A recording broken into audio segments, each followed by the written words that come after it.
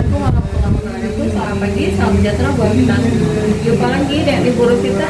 Ini kita belajar bahasa Indonesia paket A ya, kelas 4. Oke. Kelas 4 kita sudah pertemuan kedua kayaknya. Pertemuan kedua kita akan bahas tentang cerita rakyat. Ya, cerita rakyat. Cerita rakyat itu adalah cerita yang berasal dari masyarakat dan berkembang di dalam masyarakat. Nah, ciri-cirinya ini.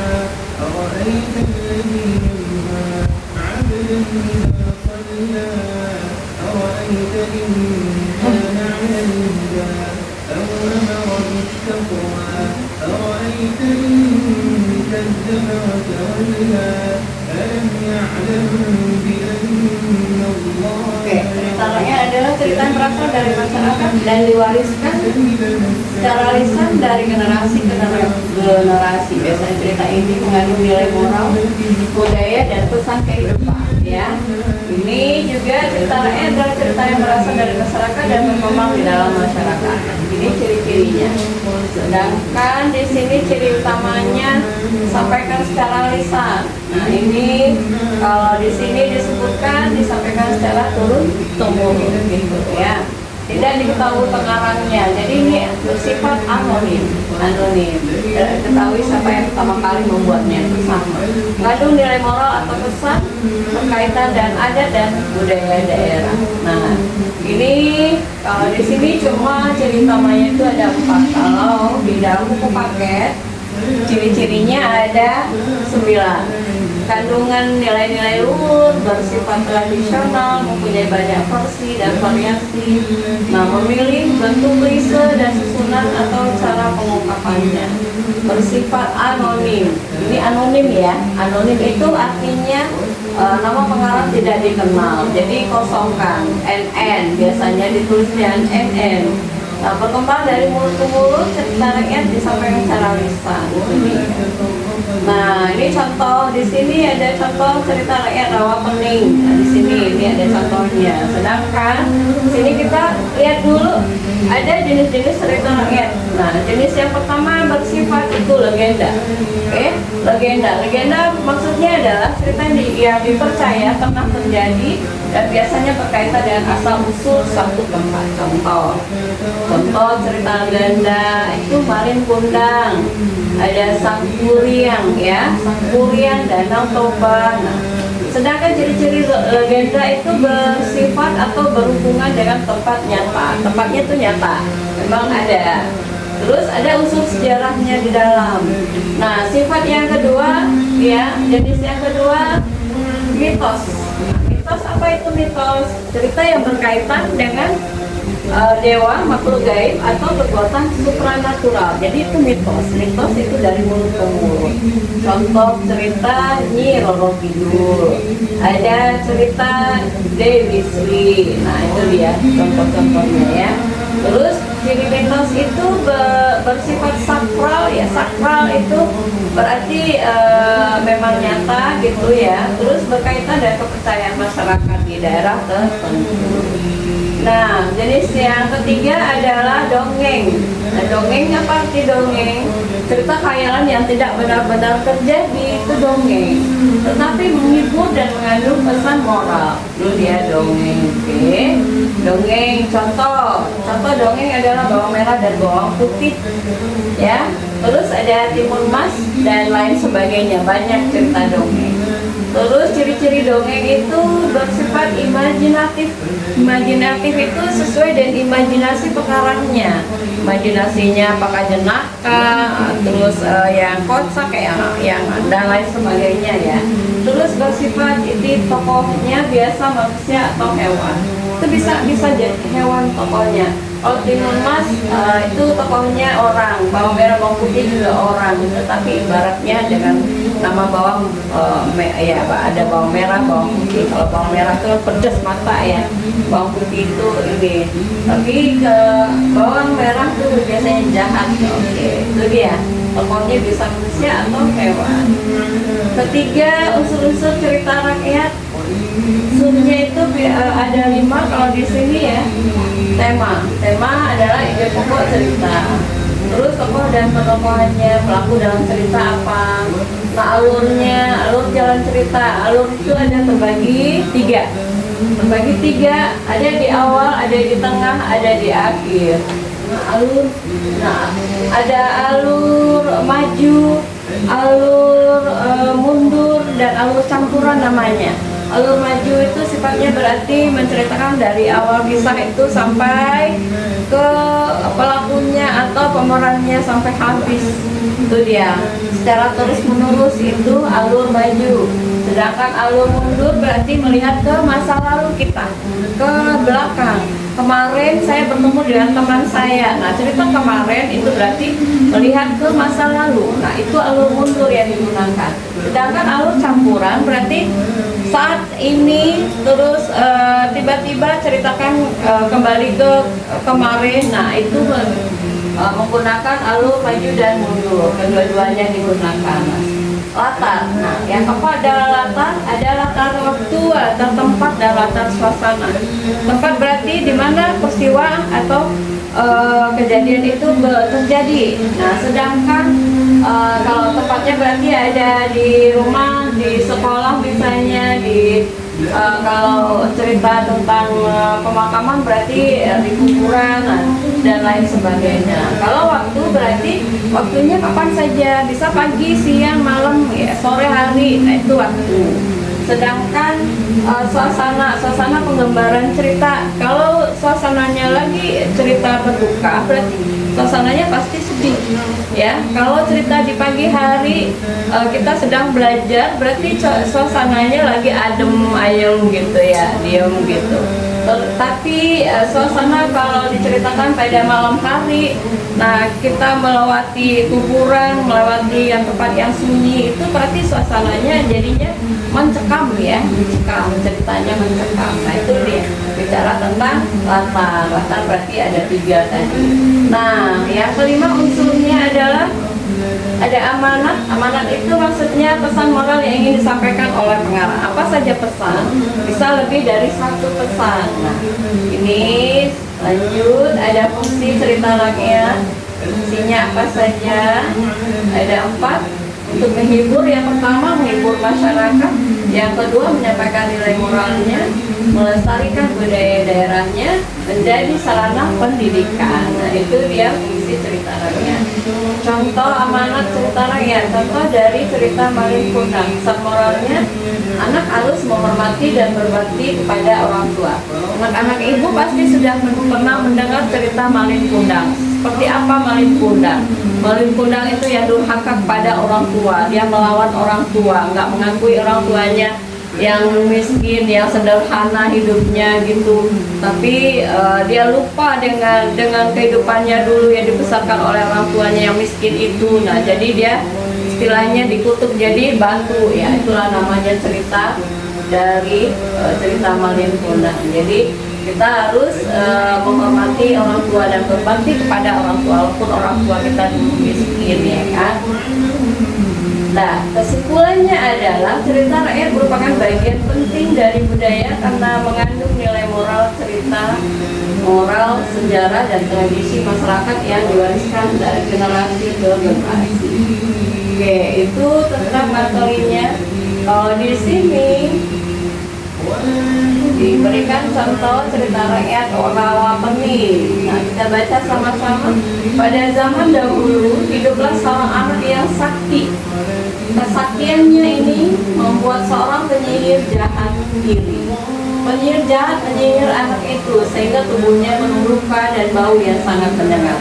Luka-luka baru akan muncul begitu luka lama mulai pulih.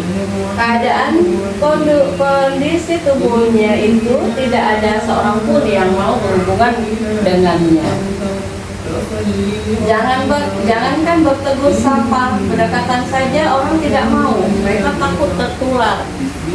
Suatu hari anak ini bermimpi ada seorang perempuan tua yang dapat menyembuhkan penyakitnya. Ia pun berkelana mencari perempuan tua dalam mimpinya tersebut. Di setiap kampung yang ia datangi, ia selalu ditolak oleh penduduk. Mereka merasa jijik dan mengusir anak ini. Akhirnya, sampailah ia di sebuah kampung yang sebagian besar penduduknya adalah orang-orang yang sombong. Tidak banyak orang yang miskin di desa itu. Mereka akan diusir atau dibuat tidak nyaman kalau tinggal di sana. Pada sebuah pesta yang diselenggarakan di kampung itu, anak kecil ini berhasil masuk. Namun orang-orang segera mengusirnya dan mencaci makinya. Ia langsung diseret keluar. Pada saat terseret, ia berpesan kepada orang-orang itu supaya lebih memerhatikan orang tak punya. Dengan kata-kata anak itu, beberapa orang makin marah. Anak itu merasa terluka dengan perlakuan orang-orang tersebut. Lalu ia menancapkan sebuah lidi di tanah dan berkata, tak ada satupun yang bisa mencabut lidi ini dari tanah. Hanya aku yang bisa melakukannya. Nah, itu perkataan dari seorang anak yang terluka tadi ya, yang terluka hatinya juga. Oke, orang-orang meragukan ucapan anak tersebut. Mereka pun mencoba mencabut lidi tersebut. Oke, namun tak seorang pun dapat melakukannya. Dalam beberapa hari lidi itu tak bisa tercabut. Suatu hari secara tiba-tiba anak itu datang dan mencabut lidi itu. Tanpa sepengetahuannya, ada seorang warga yang melihatnya dan melaporkannya kepada warga yang lain. Dari tempat lidi itu dicabut, mengalirlah mata air. Semakin lama air itu semakin deras. Ia menenggelamkan daerah tersebut sehingga menjadi sebuah telaga yang kini bernama Telaga Rawa Pening. Ya, itu dasarnya nama Telaga Rawa Pening. Tidak ada yang selamat dari musibah itu kecuali seorang perempuan tua yang berbaik hati memberinya tempat tinggal dan merawatnya. Secara ajaib, penyakit kulit anak itu sembuh. Namun penyihir jahat yang telah menyihir si anak itu tidak terima dengan kesembuhan itu. Kemudian ia menyihir anak itu menjadi seekor ular besar dengan sebuah kalung genta di lehernya. Konon ular itu sering keluar dari sarangnya pada tengah malam. Setiap kali bergerak, dentingan kalung di lehernya selalu berbunyi pelentak-pelenting. Bunyi inilah yang kemudian membuatnya dinamakan baru kelinci. Kemunculan ular itu diyakini masyarakat sebagai tanda keberuntungan bagi nelayan-nelayan yang tidak mendapat ikan. Ini Telaga Rawa Pening adalah objek wisata yang sangat populer di Jawa Tengah. Tempat ini terletak di Desa Bukit Cinta, Kabupaten Ambarawa. Ya, itulah cerita singkat dari Telaga Rawa Pening. Nah, sumbernya dari KTP www.gurungapok.com ya, legenda Rawa Pening Ambarawa. Nah, ini diambil dari berarti Mbak Google ya, Mbak Google. Oke, itu adalah salah satu contoh cerita rakyat Telaga Rawa Pening. Oke, kita coba chat GPT cari contoh cerita rakyat yang menarik.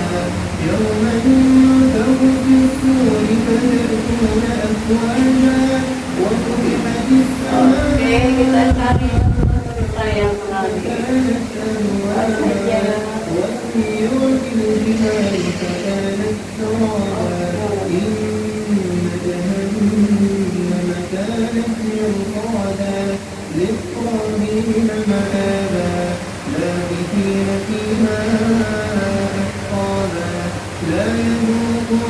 Ya, lengkap aja kita biar tahu dan ceritanya.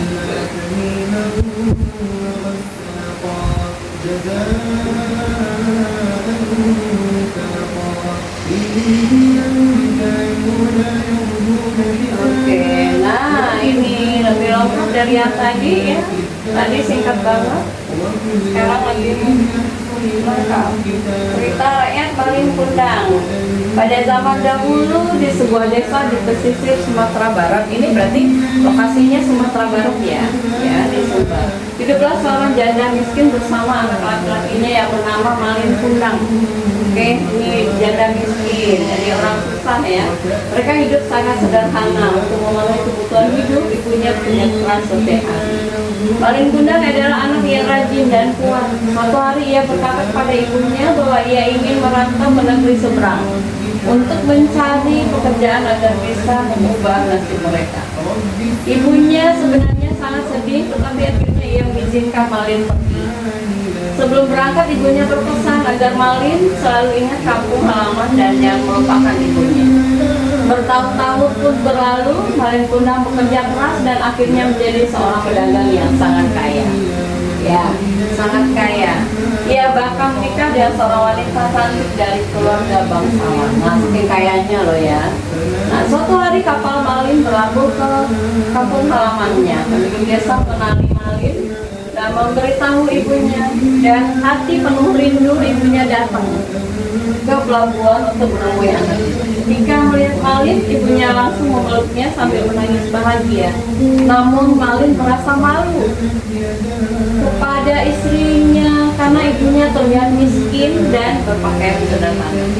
Dan sombong, Malin berkata bahwa ia tidak mengenal wanita tua itu. Bahkan ia menyuruh para pengawalnya untuk mengusir ibunya sendiri. Hati sang ibu sangat hancur. Dengan penuh kesedihan ia berdoa kepada Tuhan. Ya Tuhan, jika benar dia anakku, Malin Kundang, aku memohon keadilan. Ya, seorang ibu yang sudah berduka, yang bersedih, memohon kepada Allah. Aku memohon keadilanmu. Ya. Tidak lama kemudian langit menjadi gelap dan badai besar datang. Kapal Malin dihantam ombak yang sangat kuat. Malin terjatuh ke pantai dan perlahan tubuhnya berubah menjadi batu. Oke, konon batu itu masih ada sampai sekarang di pantai Sumatera Barat sebagai pengingat bagi semua orang. Nah, amanat ceritanya apa? Anak harus menghormati dan menyayangi orang tua kita. Ya, apapun kondisi orang tua kita harus sayang kepada mereka, harus menghormati mereka. Itu dia. Itu pesan yang pertama. Pesan yang kedua adalah kesombongan dapat membawa penyesalan dan bencana. Ya, dari kesombongan kita akan mengakibatkan pasti nanti akibatnya fatal ya. Ada bencana, ada penyesalan yang mendalam. Itu dia.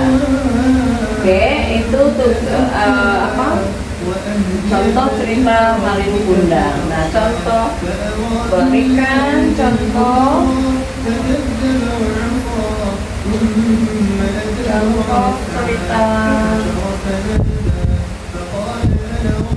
cerita rakyat yang lain.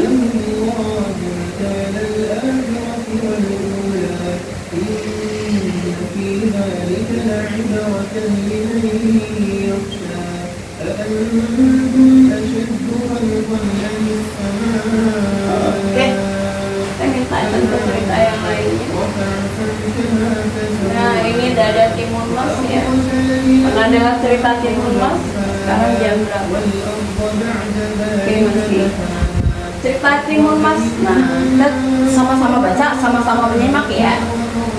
Pada zaman dahulu di sebuah desa di Jawa Tengah hiduplah seorang janda tua yang bernama Mbok Rondo. Ya, tokoh namanya adalah namanya Mbok Rondo. Ia hidup seorang diri dan saat ingin memiliki seorang anak. Setiap hari ia berdoa agar diberi seorang anak yang bisa menemaninya. Oke. Suatu hari datanglah seorang raksasa yang sangat besar dan menakutkan. Raksasa itu berkata bahwa ia bisa memberikan Mbok Rondo itu seorang anak, tetapi dengan satu syarat. Syaratnya apa? Ketika anak itu sudah besar, nanti anak tersebut harus diserahkan kepada raksasa untuk dimakan. Karena sangat ingin memiliki anak, Mbok Rondo akhirnya menyetujui syarat itu. Raksasa lalu memberikan beberapa biji mentimun dan menyuruh Mbok Rondo menanamnya di ladang. Beberapa waktu kemudian tumbuhlah mentimun yang sangat besar dan berwarna emas. Ketika mentimun itu dibelah, di dalamnya terdapat seorang bayi perempuan yang sangat cantik. Mbok Rondo menamainya Timun Mas ya, karena dia kuning emas ya. Oke. Mbok Rondo sangat menyayangi Timun Mas dan merawatnya hingga besar. Namun ia selalu merasa khawatir karena suatu hari raksasa pasti akan datang menagih janji. Dia ketakutan nih Mbok Rondonya. Jika Timun Mas sudah remaja, raksasa benar-benar datang untuk menjemputnya. Mbok Rondo sangat takut kehilangan anaknya. Dia lalu meminta bantuan seorang pertapa yang bijaksana. Pertapa itu memberikan 4 benda ajaib kepada Timun Mas, yaitu biji mentimun, ada jarum, ada garam, dan terasi. Pertapa berpesan agar benda-benda itu digunakan saat raksasa mengejar. Ketika raksasa datang, Timun Mas segera melarikan diri. Raksasa mengejarnya dengan langkah besar dan hampir menangkapnya. Timun Mas lalu menaburkan biji bentimun. Seketika tumbuhlah hutan bentimun yang lebat sehingga raksasa kesulitan melewatinya. Namun raksasa tetap berhasil keluar dan kembali mengejar Timun Mas. Kemudian Timun Mas melemparkan jarum. Jarum itu berubah menjadi hutan bambu yang sangat runcing dan tajam. Raksasa terluka sangat saat melewatinya, tetapi ia tetap terus mengejar. Selanjutnya Timun Mas menaburkan garam. Garam itu berubah menjadi lautan luas. Raksasa harus berenang untuk melewatinya. Terakhir Timun Mas melemparkan terasi. Seketika terbentuklah lautan lumpur yang sangat dalam dan lengket. Raksasa terjebak di dalam lumpur dan akhirnya tenggelam. Jadi selamatlah Timun Mas, ya kan? Timun Mas pun selamat dan kembali ke rumah Mbok Rondo. Mereka hidup bahagia bersama tanpa rasa takut. Jadi akhirnya raksasa tenggelam di lumpur yang ada terasinya. Ya, amanat ceritanya ini ada 3 amanat. Yang pertama adalah keberanian dan kecerdikan dapat menyelamatkan diri dari bahaya. Jadi kita manusia itu harus cerdik, ya. Harus cerdik, harus berani menghadapi kenyataan, ya. Terus yang kedua amanatnya kasih sayang seorang ibu kepada anaknya sangatlah besar, ya. Ibaratnya kasih sayang seorang ibu itu seluas samudra, gitu. Terus yang amanat ketiga adalah jangan mudah menyerah ketika menghadapi masalah. Oh, ini ada contoh, 3 contoh cerita ya. Kita kasih tahu ya saja, biar dikasih contoh.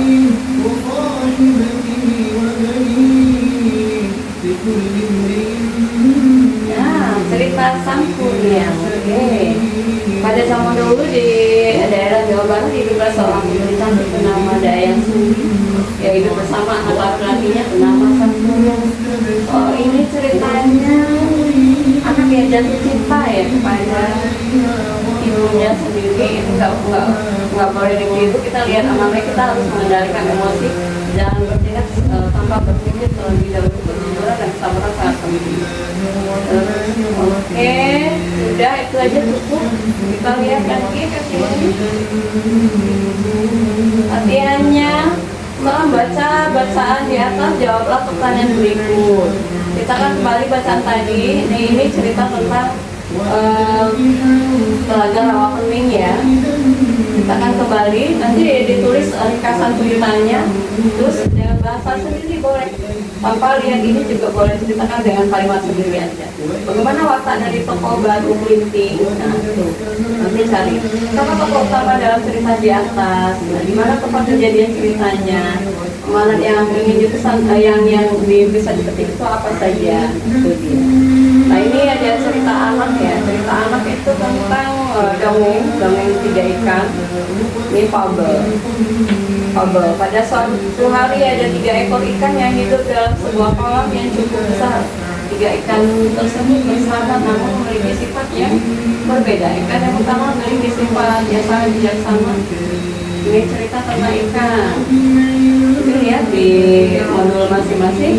Nah, ini kata ikannya, aku sudah lama tinggal dalam kolam ini. Bagaimana bisa aku meninggalkan kolam ini?